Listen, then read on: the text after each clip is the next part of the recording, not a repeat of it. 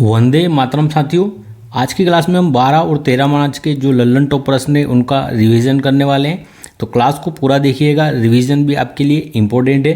पहला प्रश्न है 16वां शिखर सम्मेलन कहाँ प्रारंभ हुआ है? तो यह रूस के कजान क्षेत्र में आयोजित हुआ था 16वां शिखर सम्मेलन।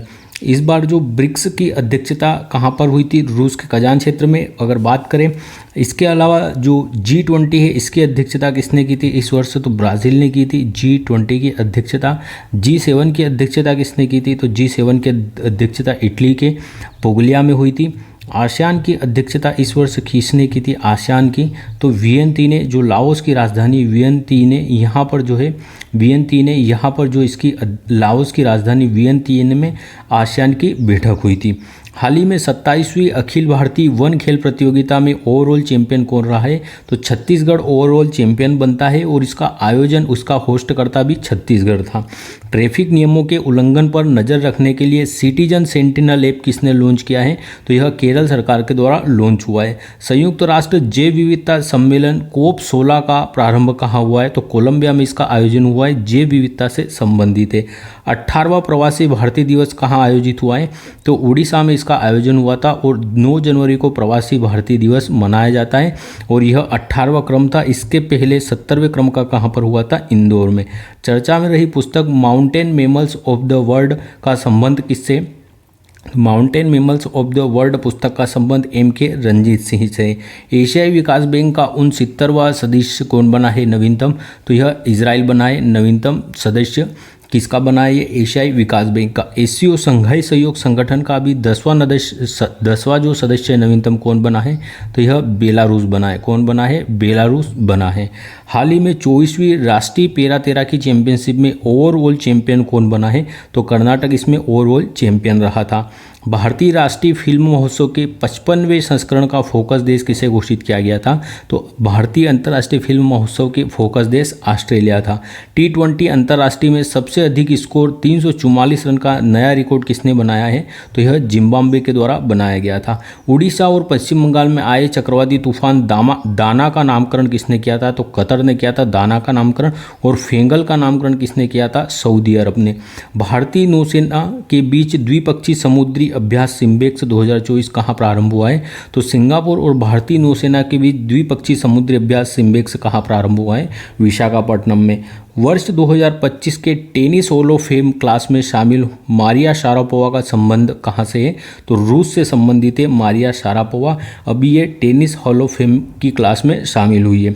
विश्व न्याय परियोजना के रूल ऑफ लॉ सूचकांक में भारत को कौन सा स्थान मिला है? तो 79वां 79वां स्थान मिला है भारत को। हाल ही में किस देश के विपक्षी नेताओं को यूरोपीय संसद के सखारोव पुरस्कार से सम्मानित किया गया है? तो वेनेजुएला के जो विपक्ष के नेता है इन्हें सम्मानित किया गया है।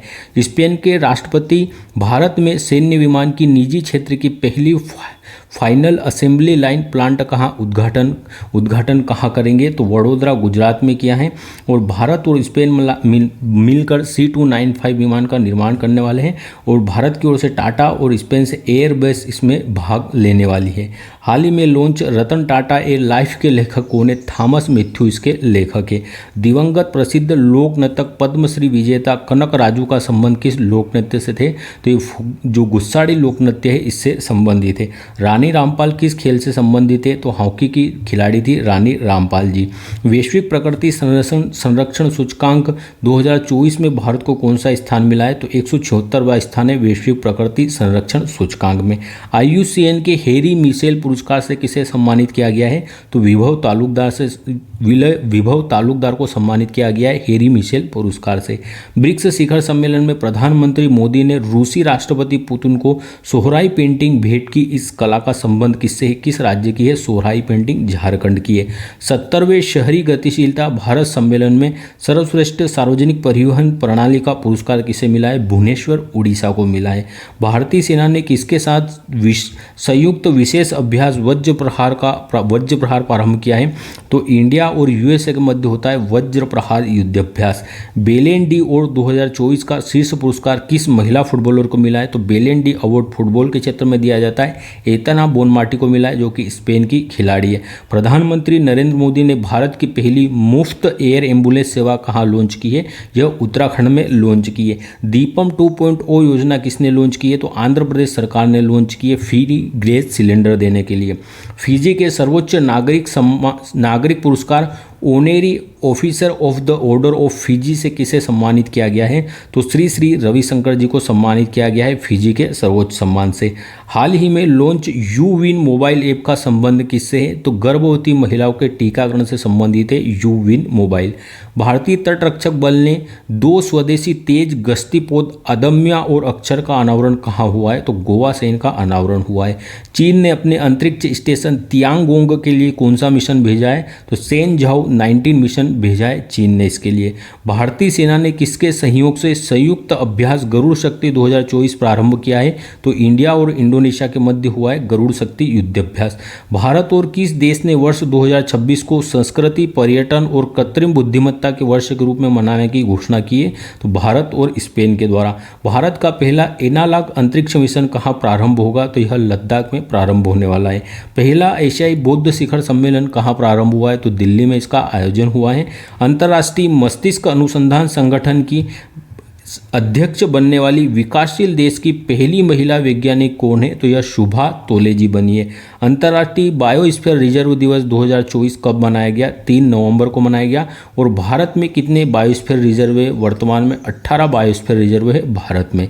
दिवंगत पूर्व न्यायाधीश के.एस. पुट्टास्वामी का संबंध किससे है? तो निजता का अधिकार का जो केस था उससे संबंधित है पुट्टास्वामी। अंतर्राष्ट्रीय सौर गठबंधन सभा का 7वां सत्र किसकी अध्यक्षता में प्रारंभ हुआ है? भारत की अध्यक्षता में। दुनिया के सबसे कम उम्र के फीडे शतरंज खिलाड़ी बनने वाले अनीस सरकार का संबंध किससे है? तो वेस्ट बंगाल के खिलाड़ी है। और फीडे विश्व शतरंज चैंपियनशिप अभी जीतने वाले कौन है? डी गुगेश जी जीते हैं। मालाबार 2024 नौसैनिक अभ्यास कहाँ प्रारंभ हुआ है? तो यह इंडिया, ऑस्ट्रेलिया, यूएसए और जापान के मध्य आयोजित होता है मालाबार युद्धाभ्यास, और विशाखापट्टनम में इसका आयोजन होता है। भारतीय सेना में शामिल अस्मी का संबंध किससे है? तो सब मशीन गन है अस्मी। हाल ही में वर्ष 2024 के भौतिकी के नोबेल पुरस्कार के लिए किसे चुना गया है? तो हिंटन और होपफील्ड को चुना गया है भौतिकी के नोबेल पुरस्कार के लिए। अंतर्राष्ट्रीय वित्त निगम ने भारत के पहले ब्लू लोन के लिए किसके साथ साझेदारी की है? तो अंतर्राष्ट्रीय वित्त निगम ने भारत का पहले ब्लू लोन के लिए एक्सिस बैंक के साथ साझेदारी की है। डेविड बेकर, जॉन जंपर और डेमिस हस्बिस को किस शोध के लिए रसायन विज्ञान का पुरस्कार दिया गया है? प्रोटीन की खोज के लिए। 21वां आसियान भारत शिखर सम्मेलन 2024 कहाँ प्रारंभ हुआ है? तो वियनतिने में हुआ है आसियान का 21वां सम्मेलन, इस बार जो लाओस की राजधानी है। एशिया की सबसे बड़ी और दुनिया की सबसे ऊंची इमेजिंग चेरनोकोव वेधशाला मेक का उद्घाटन कहाँ हुआ है? तो लद्दाख में इसका उद्घाटन किया गया है। केंद्र सरकार ने राष्ट्रीय समुद्री विरासत परिषद कहाँ स्थापित करने की मंजूरी दी है? लोथल में, गुजरात में। भारतीय नौसेना में शामिल हुआ दूसरा सबसे बड़ा स्वदेशी सर्वेक्षण पोत कौन सा है? तो दूसरा कौन सा? INS निर्देशक है। और पहला कौन सा था सर्वेक्षण पोत? तो INS संध्याक था और सेकेंड INS निर्देशक है। वर्ष 2024 के साहित्य के नोबेल पुरस्कार के लिए चुनी गई लेखिका हांगकांग का संबंध किससे है? तो दक्षिण कोरिया की थी और ये साहित्य का नोबेल पुरस्कार मिला था इन्हें। हाल इसरो ने किसके सहयोग से चंद्र ध्रुवीय अन्वेषण मिशन लूपेक्स लॉन्च करेगा? तो इंडिया और जापान लॉन्च करेंगे। इसरो और जाक्सा इसे संयुक्त रूप से लॉन्च करेंगे। हाल ही में नोबेल शांति पुरस्कार के लिए चुने गए निहोन हिंडाक्यो समूह का संबंध कहाँ से है?